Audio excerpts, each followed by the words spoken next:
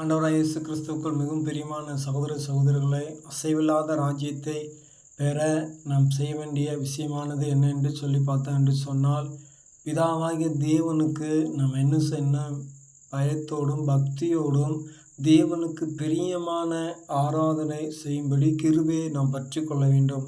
அந்த கிருபை என்றால் என்ன? சரி, இந்த அசைவில்லாத ராஜ்யம் எங்கே இருக்கிறது என்று சொல்லி நாம் பார்த்தோம் என்று சொன்ன இந்த அசைவில்லாத ராஜ்யம் ஆமென் பரலோகத்தில் பிதாவாகி தேவன் குமாரனான இயேசு கிறிஸ்து மூலமாக நமக்கென்று ஆயத்தப்படுத்தி கொண்டிருக்கிறார். பரிசுத்த ஆவியானவர் நமக்கு ஒத்தாசை செய்து கொண்டிருக்கிறார். அதனாலே நம் பயத்தோடும் பக்தியோடும் தேவனுக்கு பிரியமான ஆராதனை செய்யும்படி இயேசு கிறிஸ்துவை நாம் பற்றி கொள்ள வேண்டும் என்று சொன்னால், பிதாவாகி தேவன் ஆமென் பட்சிக்கிற அக்கினியாக நிச்சயமாக இருக்கிறார்.